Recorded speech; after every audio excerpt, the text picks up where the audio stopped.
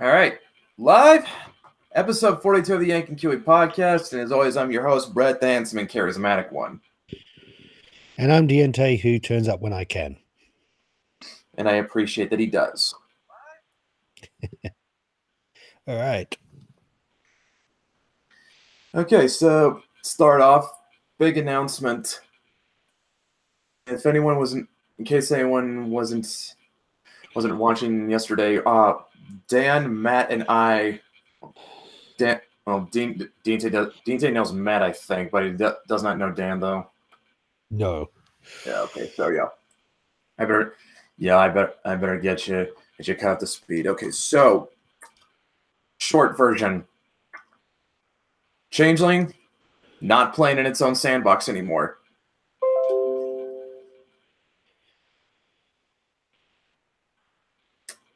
That's the short version. Yes. Changeling is now part of a shared universe. And I am working with two other really good comic creators. One of them is Matt Trin, whom Dinte already knows. Yeah. And the other is Dan Sakaro. I'm going to give you his Twitter right now. Alrighty. Yeah, no, thing about... Actually, I think I better put their Twitters down in the description before I forget. Yeah, might be best. Yeah. So here's the thing. This all kind of happened by accident. How this happened was that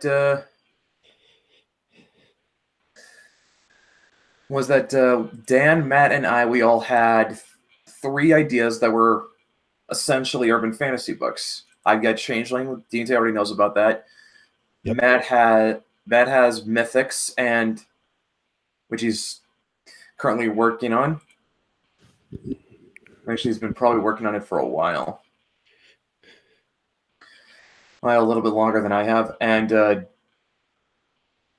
Dan had Adobe Kroger, which initially began its life as a novel, which is available on Amazon. It's called Adobe Kroger Knight Errant. What he's putting together is essentially a prequel comic for that novel. So, in other words, in case anyone's wondering, no, you do not have to have read the novel to know what's going on. Cool. That's good to know. Now, where it becomes great is that the three of us discovered that all three of our books actually meshed really well together, and there was very little we had to change. Nice. So, I think it was in Slack somewhere. I don't remember whom the originator was it for it. Oh, there's Bio Gundam. Yeah, there's the other. It's your fellow Kiwis in the chat, Dinte. Welcome, Brett, to the extended comic universe. Yeah, Bio, that's essentially what it is. So yeah, we found out. So yeah, I think Matt was the one who floated the idea that we just, hey, why don't we take all three of these ideas and just make them one shared universe? Now, as time went on, well, I think it was like a past couple of months or something. Past couple of months, once we decided it would look really good if all three of them launched together. And that's why we put in a Kickstarter. Now, you want to come on, Bio? Because all we're essentially going to be talking about is something about the comic universe. That's not... You fine with that, man?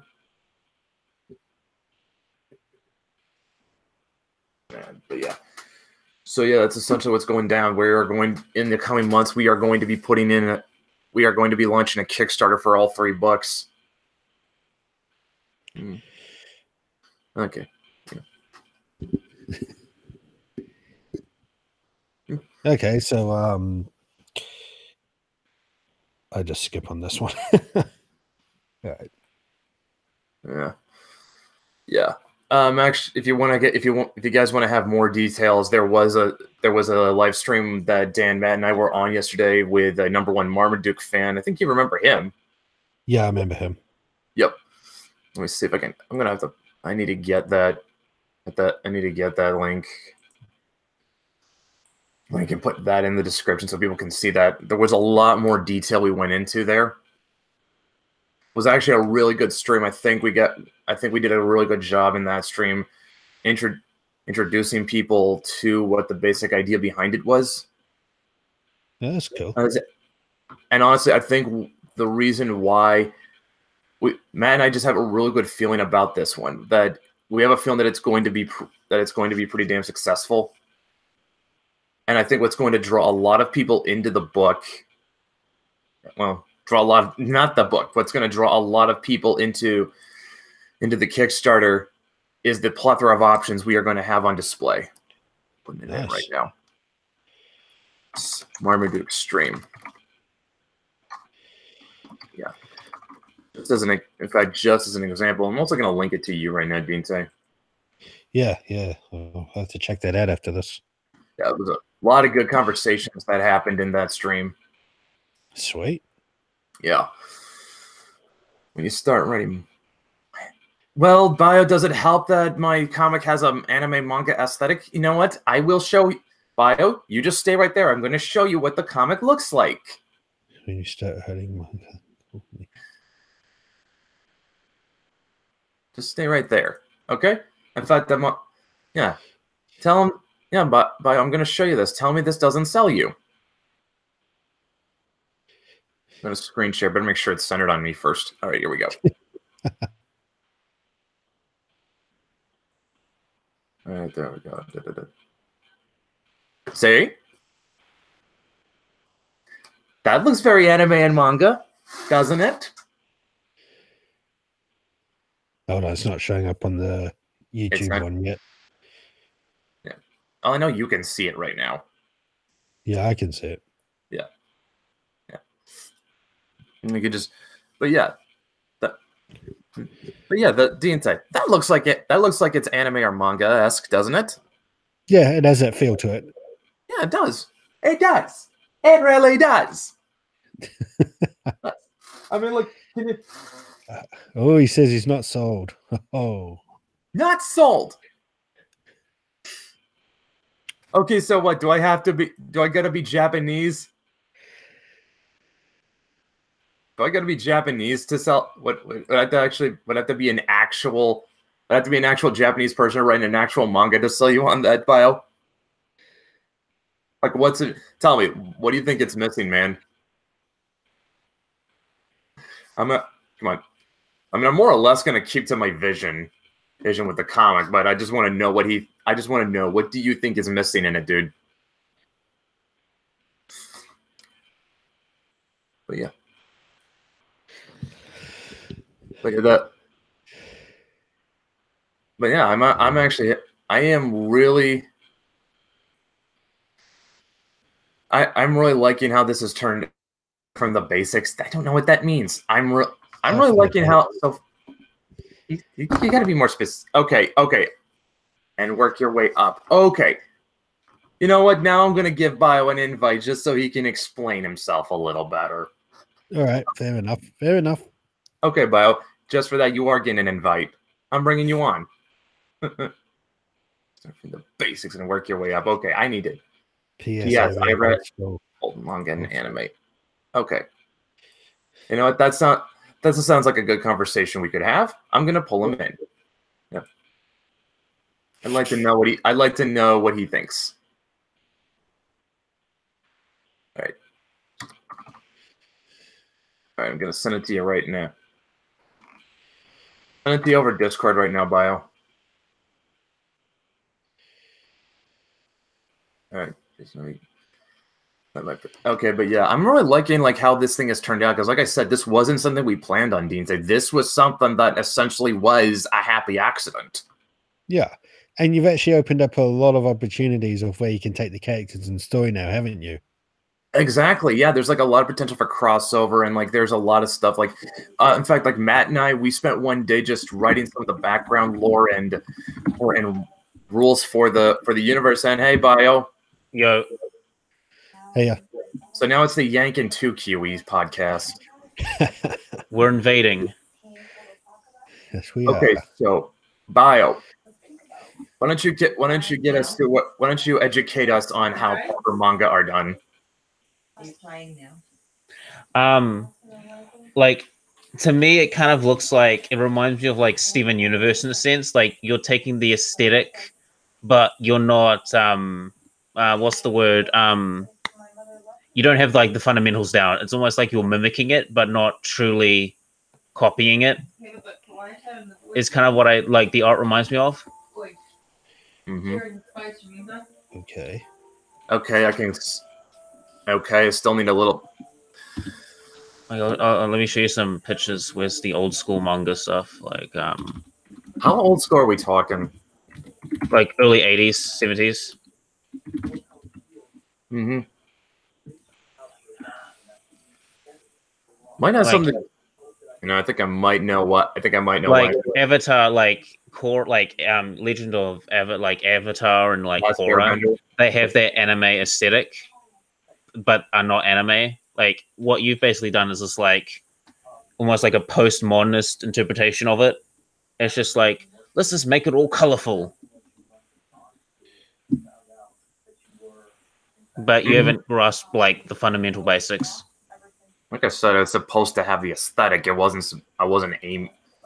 I mean, when I get right down to it, it is still essentially an American comic. It just has a more. It just has a more anime manga aesthetic. That is what I was aiming for. Yeah, well, you're not really doing a great job at it. I think Victor does a pretty good job. I mean, like his line work has a lot of expression and movement, a lot of energy, and when Ginger throws her colors in, it pops. Yeah, it pops, but it's not capturing like the essence of it. Like that's the problem. It's really complicated to explain because I'm not really like an artiste kind of guy, but like I know anime when I see it, and your picture screams more like modern cartoon that's just taking some slight inspiration from anime, but not actually like taking it to it's like it's like your picture looks like you're dipping your toe in the water, but not like putting yourself fully in it. Mm-hmm. Still waiting on those pictures. I'm putting them on Discord. I was hoping you'd screen share them. Oh, Yeah, I'll center on you. Okay, you are centered. Right. Screen share, please. You want me to screen share? Yeah, I Alright, thought cool. that's what you were gonna do. All right, cool. Let me just open up my picture folder. I'll just delete the stuff on Discord. Back in a second. Delete that. Yeah, you don't need. You can leave it there. Just open it up. But yeah. All right, let me just go through all these damn. Where's my screen share? Let's see settings. That's not what I want. Screen share. Yes. There is another guy over at Wicked Publishing who is actually, I think, doing a much better job at sort of imitating the manga style though than I would, because like I'm not gonna lie, Changeling is more, even though Changeling has kind of you can see that it has an anime manga influence. It is going to be formatted more in a traditional comic book as an American comic book, because like it's instead of because like one thing with Japanese with manga is like it's read right to left.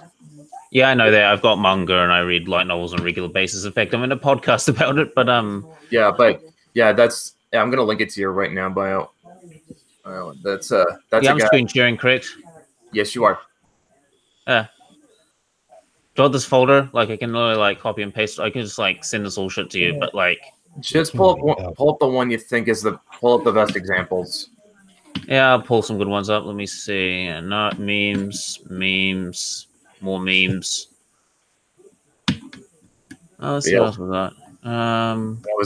What I was gonna say is that Cody, my buddy Cody Fernandez, he was the creator behind Jack Irons. Oh, that's too small. He Some of these created, pictures are really small for some reason. It's really weird. Like I don't understand. Like when I downloaded them, they should have been full sized. Mhm. I'll find replacements eventually. Let's see. Memes. There's a good wall. I know I have wallpapers here. Let's see. just don't worry about it. Just you just keep looking, and we'll keep talking. But yeah, Cody. Yeah. But yeah, Cody made up a. Okay, you. I think I have to introduce you a little bit to Jack Irons, right, Dinte? Yes. Okay, so yeah, Cody, he is basically working on expanding the larger universe for Jack Irons, which he calls the Ironverse. He's got and one of those, which I just put in the group chat right here on the Hangout, was a spin-off manga called Cactus Coyote, which it's kind of imitating the aesthetic from One Piece. Okay. And it's actually formatted to be more like a traditional manga. Everything, including being right down to it being read right to left. That was a good picture. I'll follow them as well. Yep. Done. But yeah, Here's a good one. Let me go find it. Like I think I found something, so let me just go screen share that. Yep. Let's see a picture window. all right. Then okay, when you find it, just let me know, and I'll center it back on you. But yeah, Like, look at this. okay, hold up. Give me a second. That's from a Gundam show, but like you can yeah, it's like sci-fi and mecha, but like you can tell it's like anime, like just by looking at it. I guess it might be something that's just maybe it's just more of an intangible thing. Well, I'll show you some more ones. Like I got some older pictures that like reflected better. Let's see, more memes. Like I said, I'm not really like an artiste kind of guy. Like if you want to go for people with that deconstruction, reconstruction mindset, I'm not the one for it. Yeah, I might have to run this by run this by somebody else. You know, basically what I'm saying is it doesn't feel like anime. Like it just feels like almost like a modern cartoon, which is like slightly inspired by it. Let's see what are some other good pictures. God, how many memes do I have? So many memes. Let's see. No, I guess one question is, I mean, I don't exactly consider that a bad thing, to be honest, though. I know, I'm trying to look for all the wallpapers I have because I have a shit ton of. Oh, here's a good one. Yeah, I mean, I don't exactly. Found a good one. Right. Here's another one. It's like Guts and and the guy from Blade of the Immortal. No, it's from Vagabond. It's Minamoto Musashi. Why was it? Yeah, that was my second guess. For some reason, why was I thinking Blade? Whatever. It's a much different style, but yeah. No. Yeah, you can kind of tell that it's different from like regular stuff. Like that's with anime. Like with anime, you can kind of just tell. Like you know this is different, but you just don't know why. And just funny, there's actually like scholars and writers that have like dedicated their entire like writing career to find out why it feels so different. Yeah, some I get the feeling there's not really a consensus on what that is. No, there isn't, because everyone has their own deconstruction, reconstruction mindset of it, which they continuously change. Because first they deconstruct it, and then they reconstruct it, and then they deconstruct it again, and then reconstruct it again. So it keeps on changing meaning. You know, it might just be possible that it's a cultural thing. Like it's something that you're not like this is something like you're not really gonna get this unless you're Japanese. Let's see or if you grew up heavily immersed in that culture. I mean, I grew up watching like Digimon and stuff, and I knew it was different from a cartoon. I know, from a regular cartoon. I know, but it's not like what I feel like what you're like. This isn't like this is something that's kind of intangible. It's not something you either get it or you don't. Yeah, and you don't get it essentially. And here's another example. This is more like an older picture, but like I guess this is, this is nice. Makurus. I have to sing it like that. So Robotech. It's called Robotech. yeah, but it's also Makuros. I Makuros. I was expecting to I was expecting to make you flip out by saying I call it Robotech more, just because it's everyone considers it as a bastardization of Macross. I'm not that hardcore. I'm not that hardcore in Macross. I'm more into Gundam. So Gundam Master Race. A guy named Bio Gundam is more of a Gundam fan. What a shocker! Yeah, people are like shocked. It's like, let's see what else we've got. Actually, Dinte likes Gundam too. Yes, I do. I see he's a Kiwi of good taste. Yeah, I try to be. You mean a Kiwi of culture? Yes. Although, actually, this is something that might cause a flame war. G Gundam.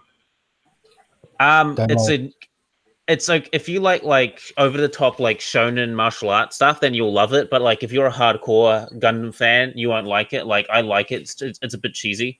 So what do you guys think about this? It's number one from Berserk. Yep, it looks awesome. I know Dinte's thoughts on G Gundam very well. Yeah, Shining Finger. That I like. I've actually got the openings. They're actually pretty good. Like dun, dun, dun, dun, Shining Finger. Dinte, you were gonna say, man. I just say I can't stand G Gundam at all. You don't have to. It's like when it comes to like hardcore like Gundam shows, it doesn't really fit. Like it just feels like, oh, this is an alternative to war, and it's just like in Gundam shows, you're supposed to try and stop war, not encourage it. You know what's actually funny though is kind of the events that led up to the creation of G Gundam. Because believe it or not, before they made G Gundam, the franchise was actually in danger of going extinct. Yeah, I know, because they made like Gundam X, which like I like the idea, but like the execution was a lot to be desired. Yeah, they cut it too short as well. I mean, they tried to cram wrapping everything up into one final episode. It just fucking completely fucked everything up. Yeah, and they had and then they like the revelation of there's no such thing as new types. It's like bullshit. They're like psychics. You got a girl communicating with dolphins using telepathically. Like, don't you give me that bullshit. Oh, it doesn't exist. Yes, it does. She's doing it. Yeah, she was doing it from the start. And you're saying that's not real? Like, yeah, obviously. It's like saying that, it's like oh, super strength doesn't exist, and you've got a guy who's like bench pressing a car with his hand. Yeah, that doesn't exist, and he's just like, oh, it still doesn't exist. See, there's no good up picture. I'm trying to find ones that like safe for work. So let's see. I don't know, but yeah, I mean, like, the franchise was in danger of going completely under, and I think like they also had like a bunch of different Gunpla models that they just needed to sell. Gunpla. Wasn't that also part of it? Yeah, you know that the Gundam Build Fighters, the director actually revealed that's actually the afterlife. Oh. That's the afterlife of the Gundam universe. Wow, that's bizarre. Like you'll actually see like characters from the old Gundam shows in Build Fighters. Like you'll see them in the background. And the director or like one of the producers, like he basically said like, yeah, when all the characters in Gundam die, they go here. Mm-hmm. But yeah, no joke. Like I'll find it. I'll link it like in the Discord. No, I believe you. I do believe you. Yeah. But here's the thing: like they had all those different Gunpla models that they had to sell, and they needed something to, and they just said they kind of had to. They needed something. They needed to show anything, and they were just. I forget who the director of G Gundam was, but I think what happened is they gave him basically free reign to do whatever he wanted, and he just felt. Here's a manga. Yeah, what's that from? I have no idea. It's just a meme I found. I will be your main character. Damn, but yeah, he essentially had free reign to do whatever he wanted with G Gundam, but he also kind of felt the pressure on him just because like.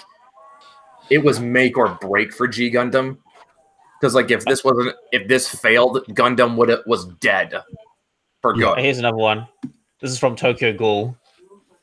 Yeah. That party. But yeah, that was. But that's just how bad it. But yeah, that's just how dire of a situation they were in at the. You know, I'm not surprised because like Gundam has had some real like shit ones, like Victory Gundam. That was like horrid. Like I watched the first 10 episodes and I was just like, no, I can't continue watching this. This is That was terrible. the most depressing one. That was that was bad. That one. Like they have like helicopters and bug robots and things that transform into helicopters. Like, why would you need helicopters if you have drop ships, dumbass? Wait, what? There was actually, Dean, are you saying there was actually something that was worse than G Gundam for you? Yeah, it's called Victory, man. You like Victory, like it's so fucking depressing to watch. Is this okay? Actually, and the new Xeon faction is shit. Like, I thought we ended the shit with Char's counterattack. Here's another one from Tokyo Ghoul. Here's another thing, because like for the longest time I've been under the assumption that the worst Gundam was Gundam Seed Destiny. No, like Gundam Seed Destiny is got like its own problems, but like at least Gundam Seed Destiny is least watchable and I find it entertaining. Like Victory Gundam is like bad on so many like fundamental levels. Like this, it's like they couldn't come up with a new idea for story, and this is like, oh, who should we bring? Oh, how about the Xeon faction? Oh wait, aren't they dead? Now we'll just recycle them, and it's just like, oh, the space Nazis, and it's just like, and everyone fucking dies. Like whenever a character comes on screen, they're probably gonna die a couple episodes later, and it's just there's like a death every episode. There's a major death in every episode, and it just gets tiring. Yeah, is it like Game of if I remember correctly, the character from Double Zeta is also in it. Like he's an old dude, and he's like, even he's just like, fuck this, and he takes like this colony full of new types, and I think Camille might be there as well, and they just fuck off. They just leave the solar system. They're like, I can't remember that part. It's been a while since I've seen it.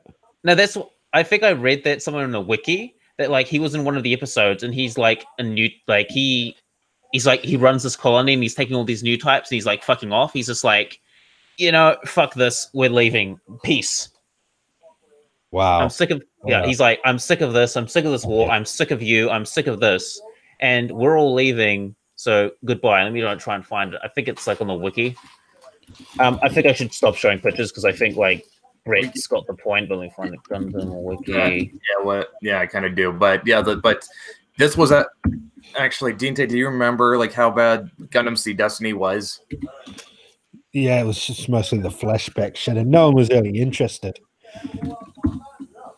Like my problem with like Seed Destiny, it's kind of like it's like recycling old plot hooks.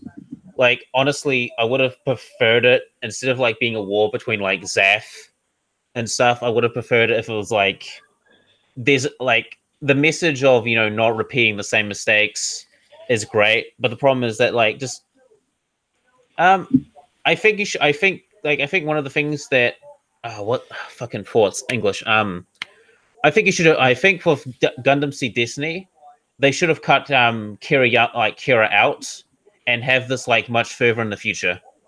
Mm-hmm. Yeah. One thing I've seen, kind of the biggest criticism I've seen leveled against Seed, and something that Seed Destiny also kind of inherited, was that the conflict is too simplistic. Like it's straight up good and evil instead of both sides having legitimate points. But yeah, and it basically makes the main character like and his side like a messiah, like almost like a Jesus figure, and also like the ultimate coordinator, like that never got expanded upon. Like it's just like a one episode, and it's like how must that make you feel? It's that like you weren't born, okay, you were like genetically modified and like all this stuff happens to you, and it's just like, well, how does that make you feel? Like he doesn't mention it. It's just kind of like, I'm overpowered just because genetic modification. Like they never like truly like expand upon it. It's just like, yeah, he's the ultimate coordinator. Bye bye. Do you kind of agree with that assessment though, Dinte, that Seed's conflict is too simplistic? Yeah, it's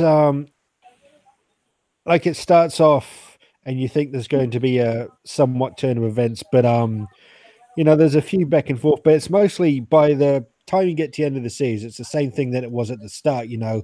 Usually the conflicts in Gundam, they evolve, and then you have both sides trying to see a different point of view, but then this third party will come in or so on. But that never happens in the Seed or Seed Destiny. It's just kind of like kill them all. Yeah. Like the ending for Destiny, like up to the part where like the actual main, which is I think is Shin, like Shin or Shun, I think his name is. Like I like him meeting Kara and Afrin again. Like I think that's a really good scene. But like the battle scene at the end is really shitty. I mean, he tries to do like he tries to catch beam sabers with his bare hands in the Destiny Gundam. While he's in the Destiny, when the Infinite Justice is coming out with the beam sabers, and he tries to catch them with his bare hands. It's like, what the fuck? Yeah, that was. It's like here's it's like here's shining finger. Oh shit! And he like blew his like mech's arms off, and now he's like screwed. Actually, I think for a lot of people my age, and I think to a lesser extent Dinte's, our first introduction to Gundam was through Wing. Where did you guys sit on that? I think the first Gundam I actually watched was like a few episodes of like G on like the internet, but like the first series I like marathoned and watched all to completion was like Wing. And like Wing to me, it's almost like the pop star version of war. It's like, you've got like these bad boys and giant robots, and they're just destroying people left and right. And then like halfway through, it's almost like they drop that conflict, and it's just like, just kill everyone that isn't on our side. Like, because Gundam Wing is like incredibly convoluted at some points. Like, first it's just like, oh, we've got to stop this like evil organization that's controlling this other sort of evil organization. And then like halfway through, it's just like, let's just kill everyone that isn't on this girl's side, which is almost everyone. And, let's go shoot overpowered beam rifles that can take on like take out like an entire army and entire like mech squad in like 5 seconds flat. I didn't like the end because they started bringing the fucking AI robots in, and I just lost interest when they did that. Oh yeah, the AI robots, they actually sucked. Yeah, like were you in initially though, Dinte? No, I didn't actually watch Gundam Wing until I think 2011 was the first time I actually watched it through, and I'd seen the majority of other Gundams by then. Yeah, Wing was one of the last ones I actually sat down and watched. The first one I watched completely was Zeta. I think Zeta is probably like my favorite from like the classic trilogy, but my problem with it is it has all this like human drama and all this like every single episode someone's getting punched or slapped in the face. It's like, stop that right now, punch. Are you saying when you say human drama, are you talking like soap opera levels? Yes, it is like the war aspects are great, but like when it goes to like the human drama, it is the most like derogatory like space drama I've ever had the displeasure of sitting through. Like in the end, like this one woman like leaves and like betrays them because she's like, and I'm not joking, she says this, "Oh men are mean," and then she like joins up with like the main bad guy Scorpio and basically acts like his waifu. And she says exactly this: "Oh, I need a strong male in my life, but also males are mean." Like, did you remember that in Zeta? Like that chick that like betrays the Ayug. Yeah, but that's shallowing out her pretty much, because that Shiroko, that's his name, he was actually manipulating, and he could actually, that was the whole point of his. So the fact that he made her contradict herself and come over to his side was just showing how much pay he held over people. Yeah, and I love it when she's fighting Emma, she's just like, "Oh, men will use and abuse you," and it's just like, but you're getting used and abused yourself, and then you get killed.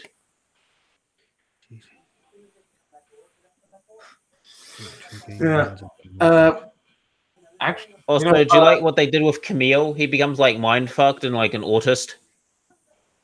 I have not. I don't think I got around to Zeta Gundam. Like, there's just so many Gundams I just did.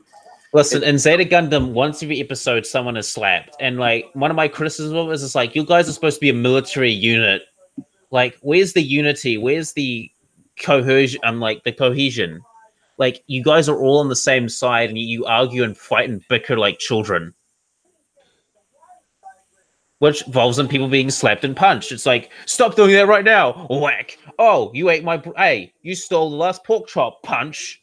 It's like Well, that happens in the majority of the Universal stories. Though I mean, that was part of the point as well. I mean, you know, they're trying literally, to I counted like every single episode of Zeta. Someone was either being slapped, punched in the face, or got into a fight. I'm not joking. Yeah.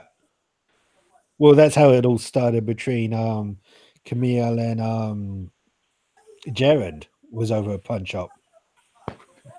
Yeah, and Jared ends up dying. I love the part where Char's doing that speech and like one of the people from the Titans is listening and he says like, stop, we're gonna let the speech, and Jared says like, oh, the Titans aren't about justice, it's all about power. And it's just like, oh my god, you literally are making Char in the right by saying that. I don't remember the scene exactly. Let me try and find it on YouTube. Like, it's really funny. Yeah, I know the one you mean. That's something funny though. It's just like, because actually not funny, but it's like I've always seen people praise Char's character. Because he's the best. He does have a lot of development, but in Origin, he once like in Origin. I haven't watched all Origin yet, but I heard that like in the first episode, he goes like on a tank rampage and like starts killing people on a tank. Okay, that seems out of place. Or like I think he went on like a massive killing spree and like framed it on someone else. I don't know. Like that's what I heard. That doesn't seem like him. That's more like that doesn't seem like him. Well, I said I haven't seen it, but that's what I heard. Yeah, I was gonna wait till all Origins finished. Yeah, no, I just don't see him doing that. That's what I was saying. Yeah. I mean, you are talking about a dude who like basically like politically assassinated almost an entire family. So like, yeah, but he had a personal agenda to that as well. I mean, he wasn't just doing it at random. Yeah. That is true. Are we still talking about Char? Yeah. Char's the greatest. End of story. Yeah. Like the thing about Char is like, even though he's like an antagonist, you can almost find yourself actually agreeing with him. Yeah, well, he switches a lot. Did you say, what were you gonna say? He switches a lot because he's sort of antagonist, semi-anti-hero in Gundam. Then in Zeta, he's more of a protagonist role, and then back in Char's counterattack, he's back to full-on antagonist. So he switches around a lot. There's a lot to him. I think Char is like a tragic hero because like he really wants to save Earth, but no one wants to listen. Yeah, and so I think what Char should have done is just like take people that agree with him and just leave. Like do what Judo did. Like I posted like what the wiki article says in the chat. Like just leave. Like screw these people, screw the Earth Federation, screw these people. Like leave. They're damned and screwed. It's we'll come back later and take over the planet. But like he could have just left. Like, I mean, you have space travel, you have colonies, you could just leave. Like, I mean, but like, I know that Char cares a lot about the planet, but like, he could have just left, run away, like fight, not. Well, I think what's her name? Is it Nala or Lala, the one that both him and Amuro loved? Yeah. I think him staying has a lot to do with her and her memory. I almost feel like Char can't let go. Like he knows what he has to do, but he just can't let go of that memory because that's why he that's probably why he stays. Yeah, because that's what he say. Doesn't he always say that like Earth's gravity? She's still stuck in Earth's gravity or something. Yeah, and they actually they wrap it all that up in Unicorn as well. If you've seen that. Yeah, I have seen Unicorn. Actually, that's what I want to know about Unicorn. Is that still in the Universal Century? Yes, it is. Yes, it is. I think it's like 12 years later after Zeta. Huh. How's that been? That was actually pretty good. It was all right. Like I think it was all right. Like it was more like it was more like brushing up on the concepts that were already alluded to, like like the space colonies getting independence and stopping the EU. National Federation and stopping the UN. Mm-hmm. Actually, there's another one. I think a recent one. I know that I think Turn A is also in Universal Century, and so is that like G Gundam Requester, which I think is like a prequel to Turn A. Turn A is actually hard to place because it's got a bit of every Gundam. I mean, it's like one of them uses like a very it's a meta Gundam series event, essentially, isn't it? Like, because I've heard it's like full of references to other series. Yeah, it's like if they all collided into one universe, that would be Turn A. I actually quite liked Turn A. Like, you actually have like, unlike, like the main character is a pacifist and he doesn't actually kill anyone. Like, unlike Kira Yamato, who's like, I'm a pacifist here. I'm going to kill and blow up like entire squadron of dudes.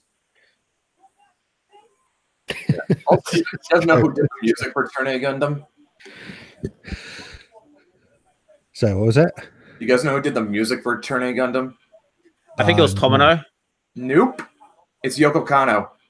Oh, wow. Turn it. I actually like the first opening, and then it becomes like Century Color, Century. Yeah. But yeah, not kidding. That's like the one Gundam series that's been scored by Yoko Kanno. I know you, and I know you both know who that is. Yes. And you can't call yourself an anime fan and not know who Yoko Kanno is. Like, you have to know. Like, she's fucking god tier when it comes to composing music. Yeah, I think she's like the goddess of like anime OSTs. She's up there. Like, I don't know. At least one of them. I don't know who you can claim as the. I would not presume to say who. Well, is. Shinto is like. Well, Shinto has multiple deities, so like she's one of them. Okay, yeah, she's one of the goddesses. Like I said, I would not claim to. I would not presume to have a handle on who the best is. Speaking of music, I actually really like some of Gundam Seed's music, and there's this one clip there's this one piece I'm trying to find. It's when what's that neutral nation like in Seed gets invaded, and they're going by the rocket ship, and like the main character's sister's being put in the ship, and they play like this music as they're like launching off. Oh, like, that's Orb. Yeah, Orb. Like when Orb gets invaded and they're about to do like the self-destruct on Orb, and there's like the song playing, and I'm trying to fucking find it. I can't find it. Like, I love that song. But yeah, I was gonna say like it's on the classic one, not the remaster. Let me try if I can find a clip of it. Like, if anyone knows what the song is, please ping me. Like, yeah, if anyone remembers, please ping him. But yeah, I would definitely put Yoko Kanno in like the same class as like let's think. There's Kaoru Wada. He's really good. Wow, I do not know as many as I think I do. But yeah, there's a lot of good composers in the anime industry. Yeah, I found the clip. Like, go to 19. Let's go to 19 minutes and 45 seconds. Like, just to showcase what I'm talking about. Like, if I do, the audio's not going to be very good, unfortunately. No, just have like your friend play it because I want to see if he knows it. Like, he might know it. What, Dinte? Yeah, Dinte. Yeah. All right, hold on. Just go play like 19 minutes and 45 seconds. Like, that's the song I'm talking about, and I've been trying to find that one. 19 minutes and 45 seconds. All right.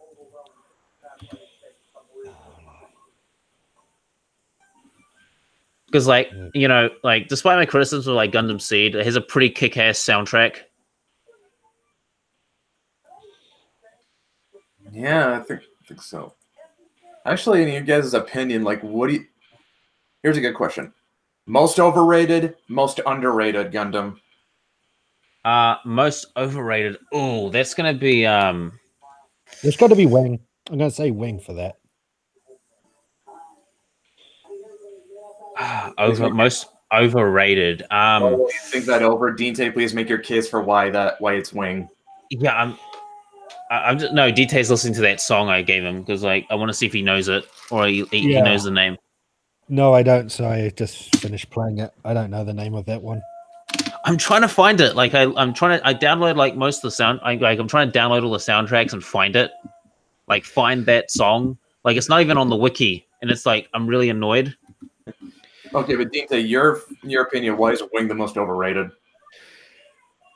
Because as Bio Gundam pointed out in his own way, it's more like just like a pop show. It's very fleshy. None of the characters actually grew on me. I mean, they were the same people that they were at the start of the series, and they even did that 3-part OVA, Endless Waltz, to try and improve their growth. But like, the fucking Gundams are too inconsistent as well. I mean, they're vulnerable. Are you talking about Gundam Wing? Yeah. Yeah. Yeah, it is They're literally yeah. When they're not in the cockpit, they can easily be destroyed. Now, but you put the fucking pilots in, and they're getting bombarded with the same stuff that would destroy a Gundam that's not being piloted, and all of a sudden they can just survive it. It's like like the biggest plot armor in that armor. show is so, yeah, the plot armor is so thick in that show that I think like he found a new element on a periodic table. Like it's so dense and thick. Is it fucking Hero? Is episode 9 or episode 10? He's in the Gundam and he self-destructs it, yet somehow he's flung, which is still quite a long fucking fall. And a couple of days later, he's walking around with a sore wrist, and that's the worst he gets. Yeah, so it's Gundam Wing. Yeah, I actually think that Gundam Wing is probably overrated, probably because of like nostalgia.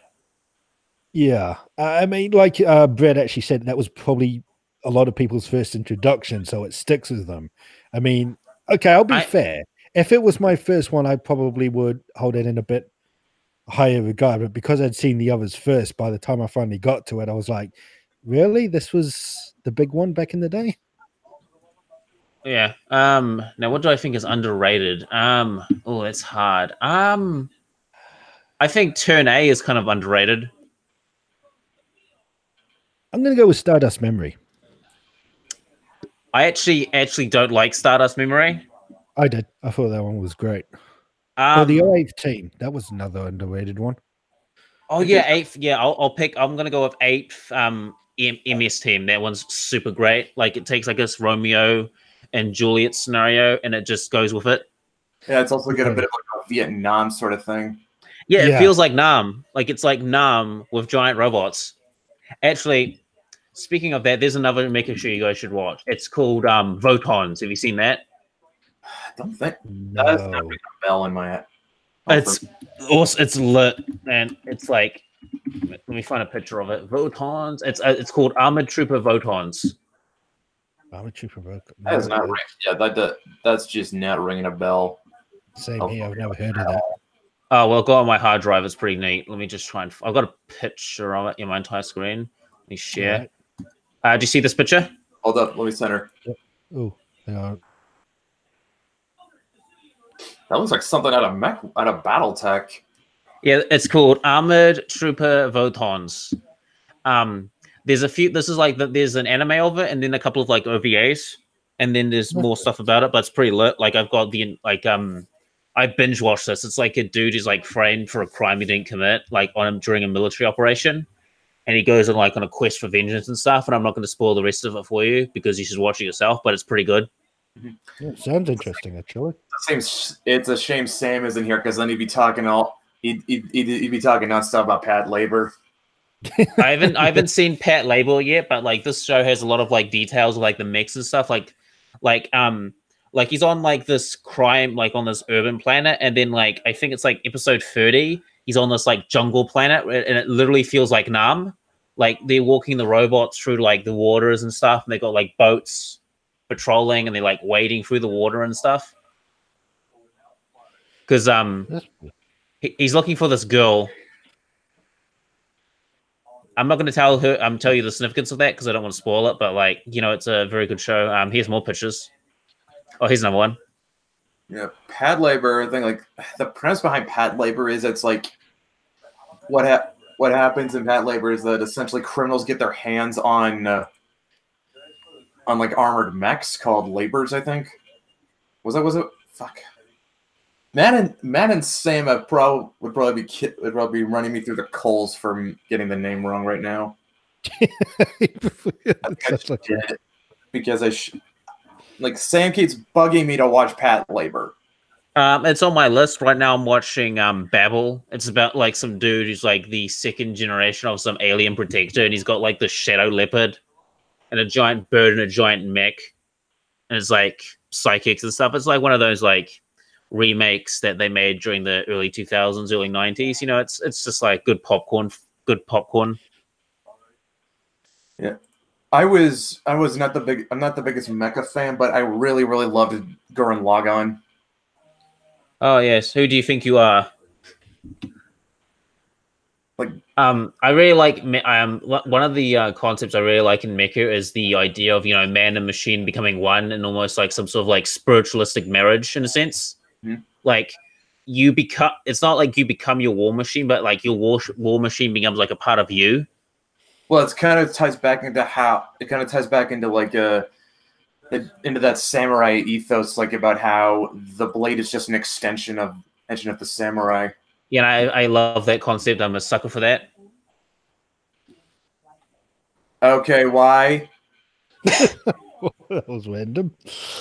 Sorry, I was just like, I found that it was on my PC. All right then. Okay, if this channel gets another community guideline strikes, we know who to blame.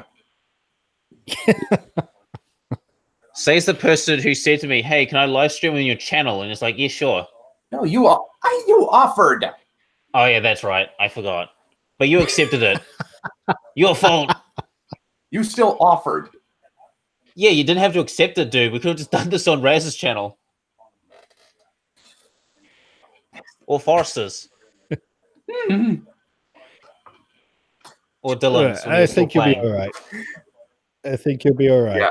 Don't worry. I don't know. It's yeah. Speaking of anime, don't worry, this one's safe. Just like DMC is a good example of like something that takes like the anime aesthetic. Like, look at this picture. Okay. It does kind of scream anime to you, doesn't it? I guess, but it's Devil May Cry's a video game, though. Made in Japan, though, so.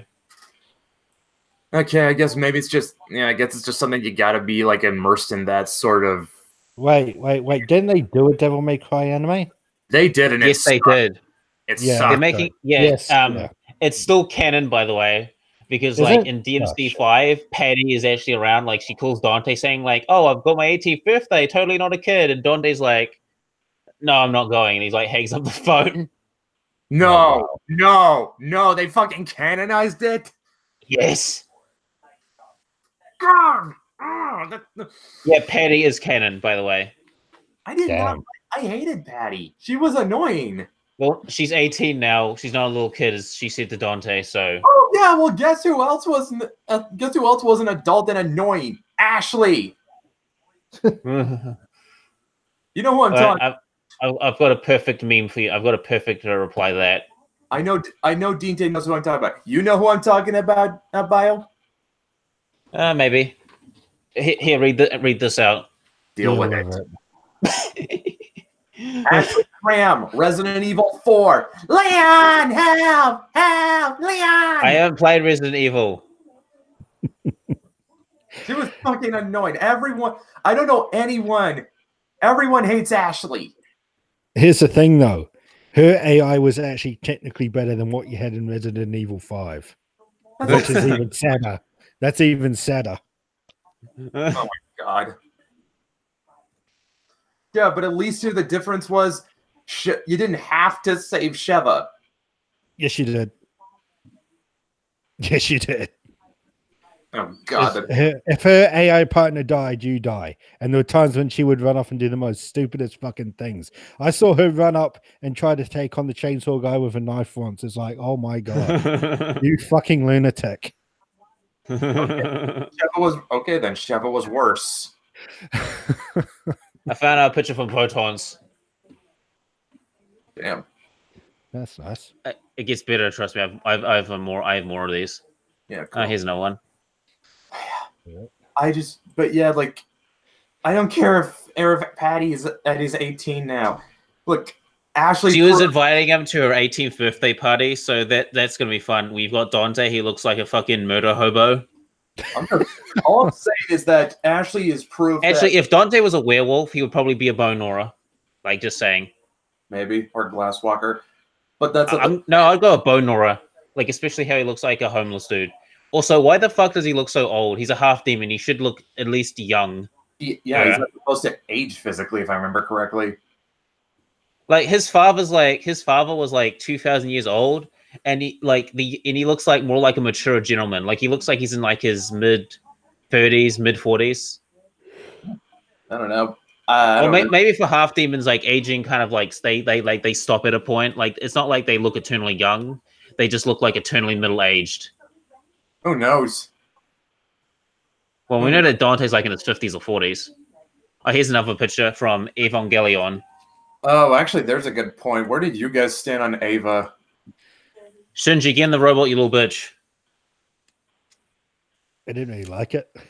I like the movies that they're releasing now a lot better than I like the series. Is it because of the Christian symbolism and there's like no context for all the shit that's happening? Pretty much, and the ending's just the biggest. Well, that happened I've ever seen. The ending is very easy to understand, but oh no, I understood it, but it's like okay. When you say the ending, Dinte, do you mean the ending to the TV series or end of Ava? Well, they're the same thing, aren't they? Yeah, they are. Because the end of the anime is what's taking place in Shinji's head. Is like the end of the anime is what's taking place in Shinji's head, but what's happening outside is what's actually happening. This is like him internalizing it. He wants to be in this fantasy world where it all works out, basically. And he's the hero. But it doesn't work. Both suck. They're both awful. Yeah, I like I said, I actually like the movies that they got at the moment, and the fourth one's going to be the final. I think that's more interesting to me than the series has ever been. Like, what are they doing now with that's actually helped improve it? Shinji's not a pussy in this one, which is shocking. He's less of one. Really? Yeah. Wait, shit. Okay, I'm gonna assume that it more or less starts the same way. Like, Shinji basically. It starts out the same way. It's like, Shinji, get in the robot, and he's like, I don't want to. And he's like, Shinji, get in the motherfucking robot. He's like, okay, I'll fight the monster. And it's just like, Shinji, get back in the robot again. The first movie is almost like a combination of like the first 15 or so episodes. It's like, okay, I've seen this. But once you get to the second movie, the story takes a drastic turn. And even like Oscar, she's a lot more of a background character than she was in the series. She's not like up in the foreground taking the all that Shinji's development has been so far. She doesn't steal it this time, which was a good thing.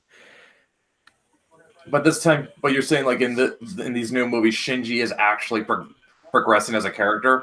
Oh yeah, yeah, because he does go like in the anime, he does go for like a lot of character development, but it's almost like it's almost like he gets sent back again whenever he's trying to develop, and it's understandable because of what he has to deal with. But it's kind of like a bit of a cop out.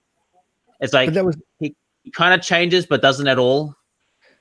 Like anytime it feels like I think in what was frustrating about the original series was that every time it felt like he was making progress, he took several steps back. Yeah, that's what I'm saying. That with Oscar though, is that why I said he was fine. Like he started off whiny, but he was getting there. And then as soon as Oscar came, it was like she slapped him back down to the beginning, and she wouldn't let him progress again. And that because she's like she dominated him essentially, not like. Because she's like, yeah, Baka, I'm in control. Yeah. And Shinji's like a pussy, and he's like, like he's not manly enough to stand up and say like, hey, fuck off, bitch, this is my home. Like you don't control me. Yeah, Sam even said the same thing about that. Like he said, like Shinji was starting to do good, but once Asuka came in, that's when it went to shit. Yeah, I agree. Well, because like Asuka, she's more of like a masculine, dominant personality, and Shinji's a lot more submissive. So, like, I mean, that's what's going to happen when you put, like, someone who's a dominant personality and, like, say, a bunch of people who are submissive. It is basically going to go that person's way because they're, like, the pack leader, essentially. you know, there are followers, there are people who lead, and there are people who follow. And But it was Oscar's a like, stupid idea. yeah, it's a It was stupid idea, but like, Yeah. if you want to talk about like, if the intention of introducing her was showcasing how fragile Shinji is, they did a good job because it basically becomes her spotlight because she's like the pack leader now. But Yeah. it does like it's not like once she gets there, I mean that's it for him. There's no more for him. So it's like if they'd done that and she brought him down a couple of pegs, but in with 5 or 4 episodes, he's back to where he was. Fair enough, you know, he's overcome her, but he never gets past Oscar, and that's the biggest problem with the series with him. Which is funny because he overcomes like Misato, like she's more like a supportive mother figure, and then you've got like Oscar, who's like the alpha bitch of the pack. She's like, Ree, I'm in control, Ree. Yeah. And Well, you know- Shinji's like, And of course, there's Ray, which they did nothing with. Ray was actually a clone of his mother. So do you want them to do something? Did you want her to do more with? Oh, and I'm not saying. Hey, I'm not saying it's just like they just sort of. It's just more like she's just there. She's more there because Godo can't let go of his wife. Like he's going to destroy the entire world to get his wife back. And by I mean his wife, not a copy. Yeah. You take her fucking also. What's the last line of, you know, the end of Evangelion? It's Oscar going to Shinji, you coward, or some shit. Hey, Kurt's in Like the how chat. it finishes.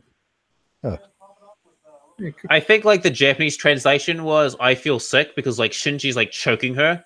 Like I never understood that. Like the world's like gone to shit, and like it's just the both of them, and Shinji's like choking her, and she just and she says like "I feel sick" or something. Like I think that was like the original Japanese translation. Let me go find it. Like I kind of feel like he was going to try and kill himself and do like a double suicide. I think. Kurt's in. I'm sent. Ava ending Cool. in the final scene. I'm just gonna put this in the. Wait, is this it? Oops, that's wrong. Yeah, found it. Here you go. I'm just gonna put this in the Hangout chat. All right. We're gonna get Kurt on here. This is gonna get lit.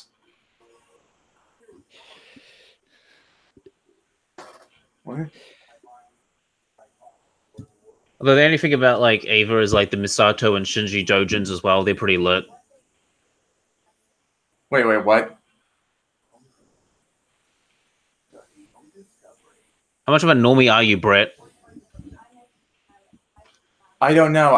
I'm looking for the Jinshis because half the time I can't be certain if I'm finding fan-made hentai. Most of it is fan-made hentai. Oh god. Like almost like 95% of it is. Yeah. So you think I've seen enough to know how like messed up these get. Well, if you're such a vanilla, clearly if you're such a vanilla pleb, you never dug that deep. I have. Look. I'll just say this much. I've seen Emergence. Fascinating. Okay, clearly I need to educate you. Do not worry, I will be your guide. No. All of that, like I saw Emergence. And it's like that. I want anyone who's listening. Do not look that up. Not unless you want to feel like killing yourself afterwards. Well, clearly you haven't gone deep enough. We must go deeper. No. No. This is like staring into Cthulhu's maw. It's the less you know, the better. Yeah, well, I've jumped into it, so...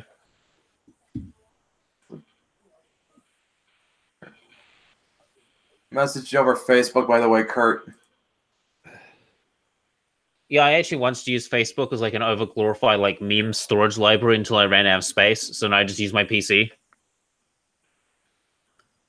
Also considering some of the memes I have, it was probably like a good idea because I probably would have been banned or something.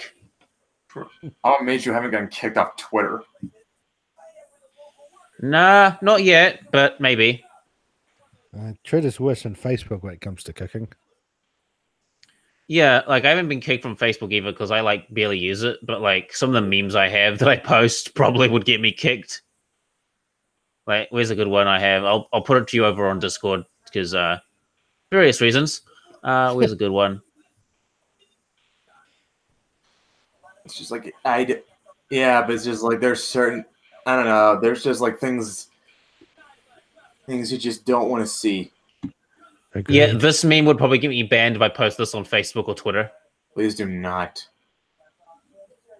I posted to you on Discord so you can have a look at it.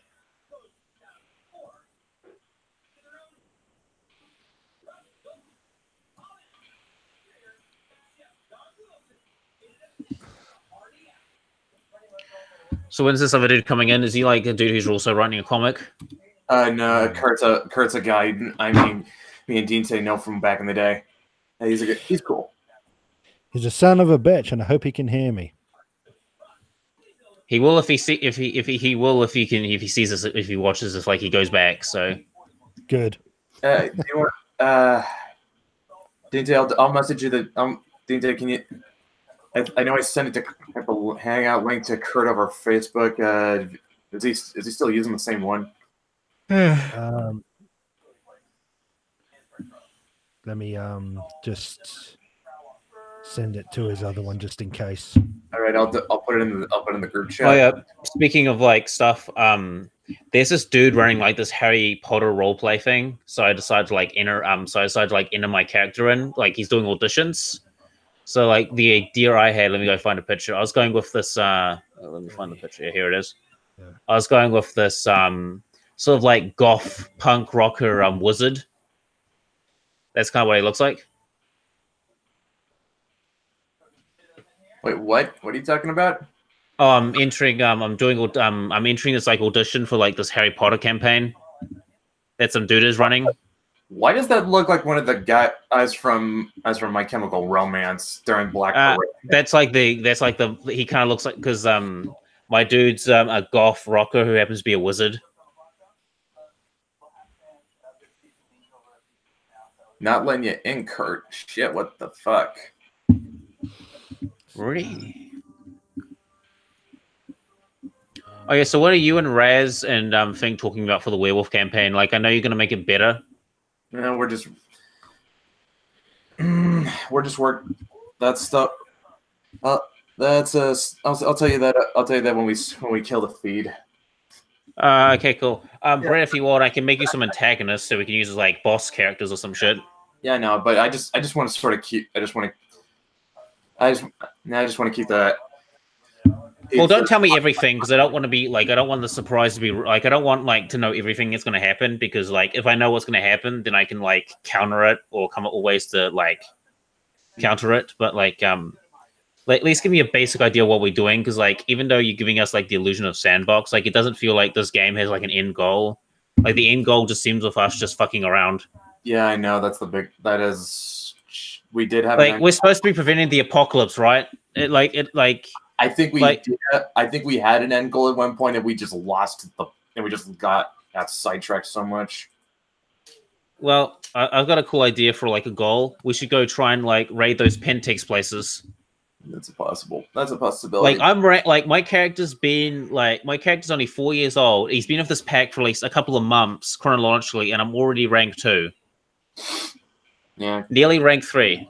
Yeah, I kind of don't want to talk about. Yeah, I kind of don't really want to talk too much about werewolf stuff up here, though. It's like that's like that should take a lot longer than it should be. Like I know this isn't like a combat heavy game, and it's not your fault. It's just how like how the level up, like how the ranking system works. But like my character's barely even died, and I'm not complaining. In fact, I'm happy that my characters last this long. But like I actually expected to have my character die pretty quickly. Especially with that, like werewolves have a high mortality rate, like ridiculously high. The fact that we have 2 werewolves in our pack that are reaching rank 4 is actually a blessing, almost. Actually, what rank is the Fianna, the Elder? Like, is he rank 5? I think it was either rank 3 or 5, man. Yeah. Just don't not letting me in. I don't know why it's not letting Kurt in. Oh yeah, as Forrest now it's got to be lost here, Dean Dick, because now we're talking about something completely different. Is Forrest? I mean, is Forrest's friend the one who wanted to play as like the Wendigo coming in? I think that's still up in the air at this point. But yeah, this is funny how this turned out because we started out because this started out with me kind of talking about like the Kickstarter for the Mythoverse verse, and then it was just about mecha anime. I have to install Chrome. Oh, bummer, Kurt. Oh, yeah, okay, yeah. Damn it. Yeah. Yeah, well, I'm getting a new hard drive in a couple of weeks, and yeah, so I'm playing like in this Harry Potter like role playing campaign, and I'm playing like as some like goth emo person who wants to be a punk rocker or something like that, whatever. But like as far as like werewolf goes, like I did expect my character to die at some point or get badly injured, but I like even though my character isn't like a frontline fighter, he's more like support, like even Theo just get badly hurt or have to fight. Mm-hmm. Actually, bring it right back to sort of the mecha thing. Like, where do you guys like sort of stand with like Sentai shows? Like, because like out here, only thing you could really get was Power Rangers. I don't mind Super Sentai, but like a friend of mine is trying to get me into Kamen Rider, so I'm going to be watching that. Like, it's like I forget the fucking there's a word for it. I think it's Tuckus. No, Tucker. Nah, I forget. No, there's a word for it, and I keep on forgetting. Yeah, that one I think is. Hey, Kurt. How you doing, buddy? Oh, he's in. Download Google Chrome. Well, he did it. Well, clearly he did. He bit the bullet. Yeah. Play werewolf with us. We need more characters. No, I'm good. You don't want to play. I'm already gay enough, man. I'm already gay enough. I don't need that shit anymore. For real. So tabletop RPG's not for you? You no. never even played? No, I'd much rather play like a fucking RPG on console or some shit. You didn't even play D&D back in the day, Kurt. No, not really. I used to sell weed to all the fucking D&D players, though. That was pretty dope. Pun intended. I've got a D&D session. It really gets enhanced with some pot. Yeah, I remember we smoked some weed when I came and I visited to Portland. That was surreal. Oh yeah. Were you like the D&D drug dealer back in the day? Like you're just the dude who shows up just to offer drugs to people? Not really. I mean, I would just buy a half ounce or whatever, and I'd fucking sell some joints and shit, make a little bit of extra money so I could buy more weed. So you could sell more. Yeah, basically. I mean, I fucking sold weed just so I could smoke weed. There really wasn't any profit in it for me. Like you just barely paid for your operating costs. Pretty much, yeah. They didn't. They clearly. So they didn't teach you basic economics in school. I never went to school. And you know what? I mean, I understood economics enough to where I didn't have to fucking buy my own weed. So, yeah, you learned street economics. Why didn't you just get to the point where you just started growing it? Oh, I mean, I have, but I mean, nothing really substantial or concrete. Mm-hmm. Yeah, well, you gotta learn. I have like the unfortunate luck of always getting like male plants and shit. Yeah, like you just learn street economics. Like for example, if Brett has 5 bags of weed, he can trade you that 5 bags of weed for a car or a can of gas. Yeah, because 5 bags of weed is gonna get him a car. Especially in the Pacific Northwest. Yeah, okay. If it is, it better be the best damn weed ever. Well, that bag of weed better suck my dick and give me anal. For that fucking price. Well, I know that in the street they use barter and stuff. Either that or Kurt trades me the worst shitty car possible, like something that's beyond junker. Oh, well, then you would have wanted my van. Because that shit was a piece of shit. Drug dealer in a van as well. I'm even more suspected. I'm even more suspicious. Was there? Oh, please tell me you had shag carpet in it. No, it was just a piece of shit 1992 Plymouth Voyager with a rusty fucking top and so no shag carpet, so no tear stained carpet. No, but I mean there were stains, but okay, all right, that makes it slightly better. That's going now. We started. The funny thing was like this whole episode started out with me talking about the Kickstarter for a comic book universe I'm now part of, and then it evolved into us talking about Gundam for like, what was it, like 30 minutes? At least. Dude, I've only seen 2 Gundams, and that was 08th MS Team and Gundam Wing. Wing sucks. It's been confirmed on this podcast. The dub sucks. I guess the only place to go after that is larger mecha anime genre as a whole, but unfortunately I can't talk too much because the only other mecha anime I've really seen were Code Geass. Because you're a vanilla pleb brat, so Code Geass, Gurren Lagann. Oh wait, I also sub Big O. Big O. I haven't seen Big O yet. I'm sorry. I like Big O. I tried to get my friend to watch it, but he's like, all right, I have to turn this off, man. The robots are called a Mega Deuce.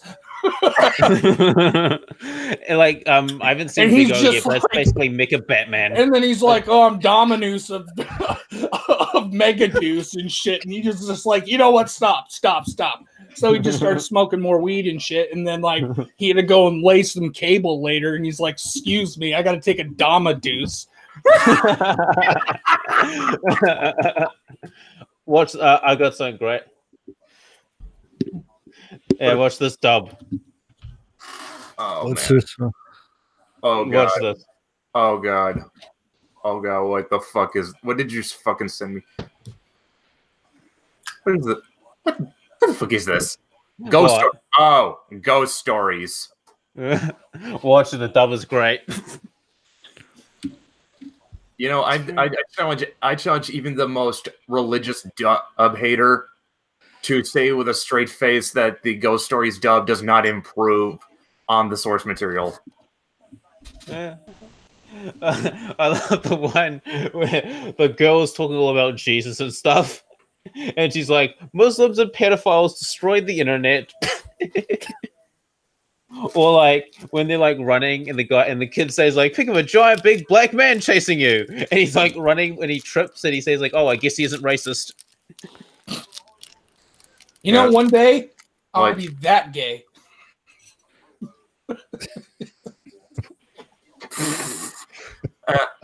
I think we were about to transition to Super Sentai, and I know, Kurt, you love Power Rangers. Yeah, he does. I love Power Rangers. What are you talking about? Yeah. He's dressed up as a Power Ranger. He goes to work as a Power Ranger. You have to do the dance as well. My penis's name is the Dragon Dagger. Oh man, actually, no, wait, I got it. Go, Crack Rangers. You know what makes me think though? I mean, like, does anyone remember? Like, this was back in the day when spooning was still good. He almost tried doing like a deadliest character thing, and he put up the Megazord against Mechagodzilla. Oh god. Oh yeah, I remember that video. I don't. You don't remember that, Dinte? No. If I remember correctly, it was the Megazord beating Mechagodzilla, didn't it? Kurt, you said you remembered it. I remember it. I've seen it like once. Do you remember? Was it the Megazord? I'm pretty sure the Megazord. It was the Megazord, yeah. Yeah. Because why? What? Yeah. If I remember correctly, yeah, he had both the Angry Video Game Nerd and Linkara in it, both making their cases, and Linkara said that Megazord kills giant monsters on a weekly basis. Mechagodzilla couldn't even kill Godzilla. He does have a point, even though I can't fucking stand Linkara. I Link can't Cara stand his has a stupid. point. I can't fucking stand his face. Fuck that guy. He has me blocked on Twitter. Does he? Ah, I don't think. Yeah, the thing is, like I think I'm on a block. I think he has me on a block bot or something though, because like I don't think because when I reopen my Twitter, I don't think I interact. I don't think I interacted with them once. So I'm gonna go out on a limb and say one of the accounts probably either. Let's see if he still has me blocked, just to be sure. I am going to screen share this just so everyone knows I'm not bullshitting. And by the way, I don't want anyone giving Linkara shit for blocking me. I honestly don't care if he does or not. It's not worth the time anyway. Nope. No All right. werewolf game for him. dude, I don't even fucking care. I really don't. Of course you don't, because you're a drug dealer who drives around the pedomobile, so... Okay, okay. Ooh, So ouch. I can't Ouch. beat him. Shots fired. Okay, Who I the can't. fuck is this guy? Mr. Bio-Gundam. fucking Bio Gundam, huh? He's from my werewolf group. He's sometimes and now he's an occasional guest on the show. Do you identify as a Gundam? Maybe. Oh, okay. One day, I want to be that gay. I'm pretty sure to be that gay, you'd have to go down to San Francisco. I'm not going down there. I live in New Zealand. Where it's not, I live near the beach. Yeah. Speaking of America, one of my mother's friends is here and she's from Washington. Aren't you, Gretchen? Yeah, she's from Washington. Which part? Which part? Seattle. Oh, she's from Seattle as well. Ah! Doesn't exist. That place does not exist. Everyone thinks they're going to Seattle. No, they're just no. They're just hanging out in Lacey or Everett or hopefully Tacoma. Seattle does not exist. Well, she's from it, so geographically, the world would have to disagree with you, Brett. Sorry. aren't we having our werewolf game in Seattle? Yes, we are. Yes, we are. Sorry, I can't be. It would have been cool if we had it in Los Angeles so we could fight more vampires because of like the war that happened. Yeah, that would be cool. Or no, we could do New Orleans. That would have been great. And we could have done you could do this for another campaign, Brett. Is like we do a werewolf vampire campaign, which it can be done. Like they've made books for it. There are like books for it. Maybe. Bring it back to Power Rangers. Okay, Kurt, best and worst series. Turbo. Mighty Morphin is the best. Turbo's the worst. Yeah. Fuck that little kid, man. The fucking Blue Ranger and shit. Fuck that little fucking brat. Fuck that little asshole. I think I've heard people say Wild Force is very underrated. I've only seen like half an episode of that shit. And I had to turn it off when I saw Jason David Franks kick a fucking very poorly animated CG T-Rex in the face. And I was like, okay, never mind, no. What happened to like the puppets and costumes they used to have? I remember Tommy being in Wild Force. It was some... Well, I mean, there was one where he was in it. He was like the Black Ranger or some shit. Oh, that's Dino Thunder. Okay, whatever. But to answer your question, though, Bio, I think what happened was the puppets and shit got phased out for in CG. Actually, that's why it's bad. Actually, how did you think of the new movie? It was okay.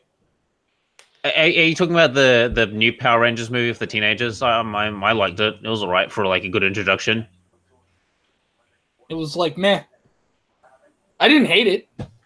I mean, they are going to introduce the Green Ranger, so I don't think they're going to make a sequel to that, though. I kept hearing they're not even planning on it. I guess it didn't do the way they wanted it to, or whatever. let's take a look at what it walked away with. Briz says Turbo is best. Okay. Now I don't disagree. Briz. Now I kind of wish I could bring you in just so you could argue with Kurt about that.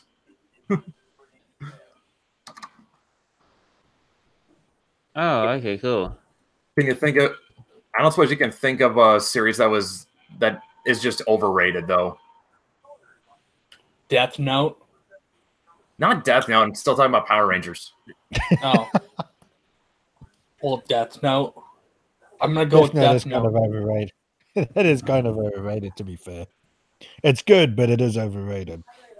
I gave it a 7 out of 10, I think. So, like, the first half is objectively better than the second half, which is just crap.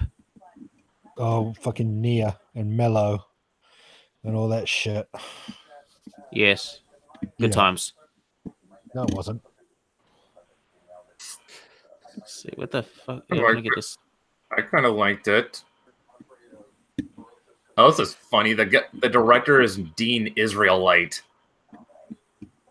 That's his freaking name. Yeah. Fun fact is like the Japanese had like a lot of like relationships with like Jews and like Israel during like before World War II. I don't know. I just find that funny. His name is Israelite. I'm not. Okay, here's what it was. Its budget was $105 million. Okay, let's see how it did reception-wise. It grossed $85.4 million in its opening in U.S. and Canada and $57 million other territories. So it looks like it. No, wait, no. It was projected to gross 30 to 35 million in its opening weekend, and it made 3.6 million and 15 million on its first day. So it underperformed in the theater. Oof. But it didn't completely bomb by the sound of it. Let me take a look. Let me.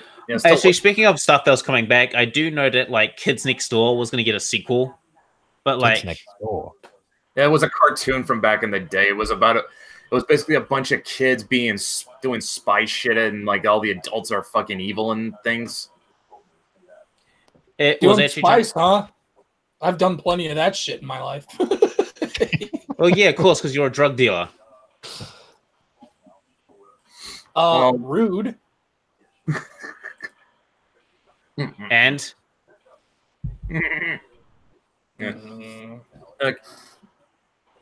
I don't. Actually, Bio said he's recently gotten to Kamen Rider. Where do you stand with that, Dinte? I haven't watched it yet. I've got a friend trying to get me into Kamen Rider. I have to sit down and watch it first. I haven't seen it, so I can't comment. Nobody's got any comment on Kamen Rider. Not even Kurt. Nah. Nope. Okay, fair enough. I guess. Okay, how about this? Is anyone besides me looking forward to that new Godzilla movie in May? I'm looking forward to it. That could be fun. Meh. You are going to Mad Godzilla. Meh. I barely watch movies anyway, so. Motherfucker, you do not. No. There are 3 things you don't do. You don't touch Superman's cape. You don't. Fuck Superman's cape. I'll wipe my ass with that shit. You don't. You don't touch Superman's cape, and you don't diss Godzilla. Fuck Godzilla too. Brad, I barely go to the movies. Like, I just pirate and download everything online. Yeah, because you're a shut-in weed piece of trash. Oh. Oh my god.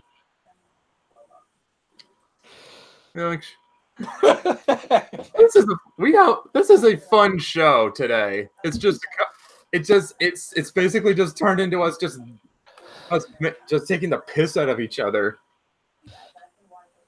I mean, I can dish it. He started it though. All I can, I started because I get bored. Okay. We don't have Werewolf this week. From what Dinte's told me, it sounds like Kurt would make a good Kiwi because your whole sense of humor is just taking the piss out of each other. Yep. Pretty much. It's like it's just trading insults with each other all the time. That's what most Kiwi humor is. Is just taking the piss out of each other. Just trading, just insulting each other all the time. Yeah, pretty much. Like most New Zealanders are like most New Zealand like the general New Zealand culture is just pretty chill. Most of it is. The laid back attitude is mostly that, but there are exceptions. Yeah, because when you think of, let me put it this way: when you're thinking New Zealand, you're not thinking like it's rough like Detroit. I mean, I've actually been told by like American friends that like people would want to have sex with me because I've got like this exotic accent and I can't tell it. I can't tell, like, it's just like I always sound like this. Wait, you've had sex? He was gonna do that.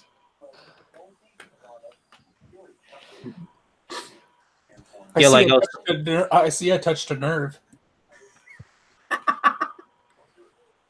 Anyway, like I was saying, like I was basically being told by like my American friends that I should come over to America and help them pick up chicks because I got like an exotic accent and girls would want to fuck me. I don't know. I mean, that might, that probably because like American chicks are suckers for exotic accents. I mean, some have thought I was British, so. To be fair, once an American has heard a British accent, they think they'll think they're hearing British when it's actually probably South African, Kiwi, or Aussie. Like, I don't think he made, like, I think some have thought I sounded like, not like high class British, but like upper middle class British. I don't sound ghetto British. I probably would have placed you as Scouser. What's that? It's the accent from Liverpool. Ah, yes. Yeah, basically how the Beatles talked.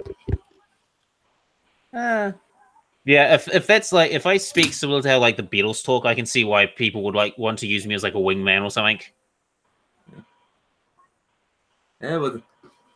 Yeah, sure. Yeah.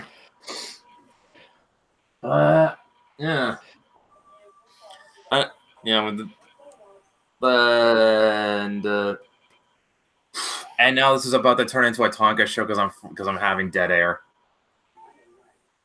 We summoned the spirit of dead air. I think we've run out of insults for now. Yeah, we have. Relax, I'll find more eventually. Nah. Gotta dig deep. Not unless Kurt just wants to lob random insults at us. I mean, I can just go kill someone and eat their heart and then come back later to regain mana. You were gonna say, Kurt? I mean, it is fun and all, but yeah. I don't know. I get bored very, very easily, so. Amuse me, mongrels. Oh. Fuck you. Okay, are we about to bring back internet blood sports? Yes. That could be fun. Well, if we're going to bring back internet blood sports, we need to have two Spurgs who are just going to shout each other. No, I'm good, fam. Not you. I mean, not necessarily you. Because like, oh man, I mean, were you guys actually watching that shit back when it was a thing early 2018? No. Can't say I was. Because like the whole thing behind internet blood sports was it was essentially Jerry Springer on YouTube. And like early 2018, that's when it was like at its biggest, and you had like the three big channels for that were like Andy Worski, Baked Alaska, and Tonka Saw. Oh yeah, I've watched like one episode of like Andy Worski, but like that was like a couple of years ago. Like I heard he nearly got swatted by like his former teammate or comrade. Yeah, he almost got swatted by emails chunk. It's like fuck, that dude cannot just. Did Kurt just leave? What the hell? Coward. Kurt, where'd you go? Where'd you go, Kurt? And he probably got dropped. Yeah. Hey Brett, when you gonna get the pictures ready for that Silent Strider video? Shoot, I still need to write the script for that. But yeah, what I was gonna say was like, But I mean, like internet blood sports was like something that was like it was kind of fun just to watch two people just shout at each other.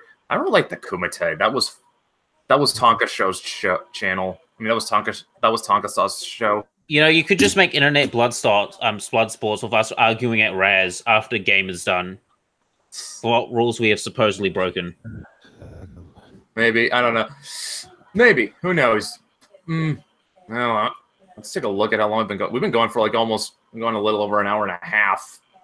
That's right now, but and you still have an audience. I'm shocked. That's dedication. Yeah, that's amazing. Usually this show only gets like one or two people watching. I'm certain one of them is usually Dinte, because he's monitoring the chat. Yep, I'm not watching. I'm not monitoring the chat. I know. I didn't expect you to. I only monitor the chat when I only monitor the chat when I was running the live stream. I only monitor the chat when I'm running the live stream. Yeah. Yeah.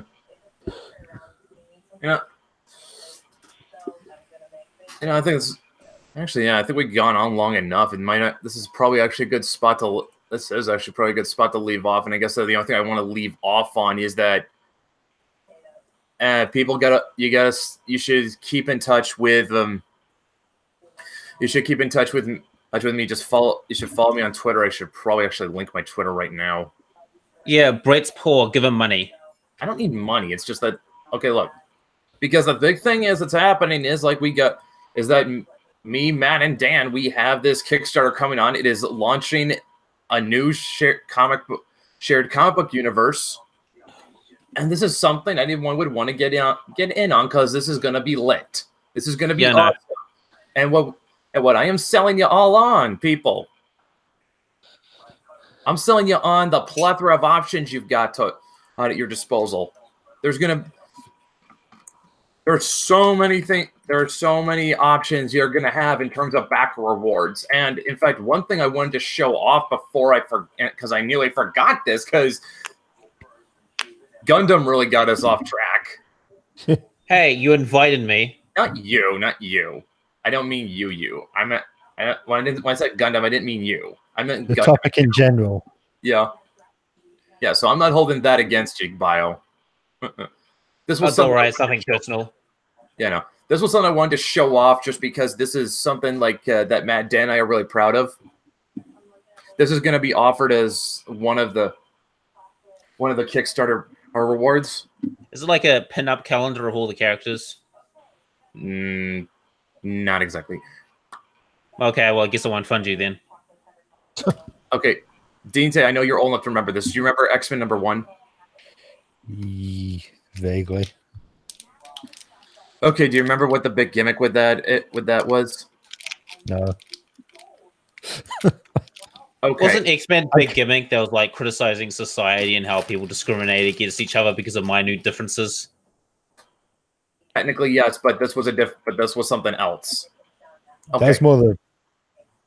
But X-Men has primarily been that. It's just they've either expanded upon it or like tried to flesh it out more. But I'm talking about something they did with the covers. Okay, shoot.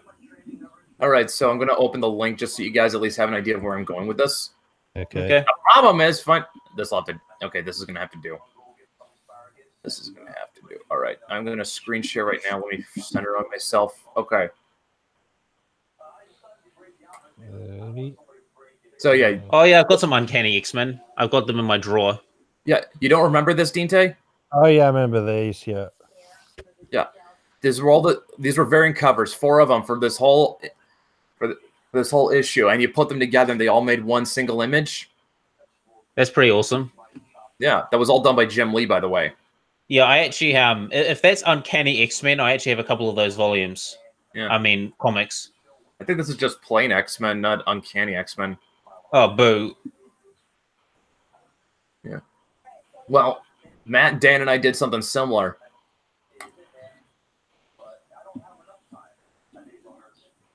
Oh, nice. You can see 3 different... Yeah. Yeah, we tapped an artist named Moonlight Shadow, really good artist.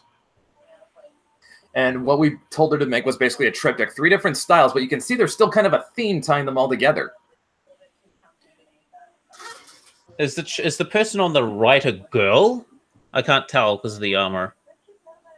Yeah, they're all chicks. Ah. Even really Yeah, this is Dan's character, Adobe Kroger. She's a paladin. Where's her armor? She's supposed to. Well, she's part of a secret society of paladins, so she has to, be inconspicuous. Also, she's a rookie paladin. Oh God. Like even starting paladins have like chain armor and basic shit and a holy symbol. She has a hoodie with a Crusader cross on it. Okay, close enough, but I'm still not sold. And then you got this one. This is Matt's character, Althea. Yeah, Fletcher. She's a. I mean, like you guys know she's what Matt calls a mythic. Like you guys know the basic premise behind Hellblazer, right? Yeah, isn't it about like a dude who's like tormented by like the screams of the dead and stuff? Kind of. John Constantine is he's sort of a working class kind of magician, but he doesn't. Oh, that sounds cool. Yeah, but he doesn't really use magic all that often, and gets by more on his wits. That's kind of what Althea does. She's like, she tends to use her intellect more. Adobe, by contrast, she's more of a blunt instrument. And then you got Maeve in the middle, who's a teenage changeling. But yeah, this is going to be offered as the high tier reward, and these are going to be Kickstarter exclusive. You are not going to get these covers anywhere else. Nice. It's cool, unless I like print it off and then. Yeah, but even print offs, they don't have that. What's the word I'm looking for? Yeah, I completely lost where I was going with that. Yeah, we plan on launching this Kickstarter very soon. Like I think we're still working out the date, but right now what we have settled on for the moment is like something around like late March, early April. That'd be a good time. Yeah. And like I said, I think what's going to sell a lot of people on this Kickstarter is that they're getting in on the ground floor of a brand new shared universe. And not only that, there's going to be a lot of options in terms of rewards. Now, you might as well tie your werewolf game into it as well. I don't think I legally can. No, because that'll be a copyright issue. The Adventures of Walks of Wind would finally be a comic, but oh, my dreams are dashed. Well, we can I'm sure we can take his basic story and adapt it. Neat. Can we still make that Philip Bash meme comic? I don't know. Now, like I said, what I think I want to make that comic book because I think it'd be great. It's just like it's like 20 pages, and it's like each page is like its own skit where a character tries to do something, and Raz runs out Cole's the Hood runs out of nowhere and just jumps out like a window, like jumps for a window or a door. Yeah, I don't know. Can we at least make the What's the Difficulty meme comic?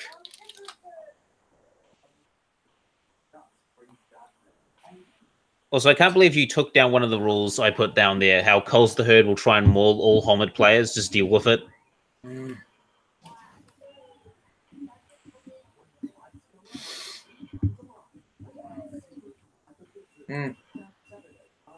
Alrighty then. Although Runs wants me to quit with the Philibash stuff, so I have for now, but I can't help myself. It's just like, dude, not on the podcast here, please. Fine. Right. Tell me when you end it, and we'll continue talking.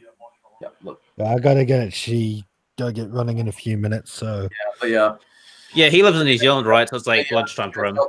So I'm gonna tell people, please, just keep an eye out. Keep an eye out for that. For that Kickstarter, and you're not gonna want to miss out on this. So yeah, we will see you guys next week. Yeah, take care, all. Bye. Bye.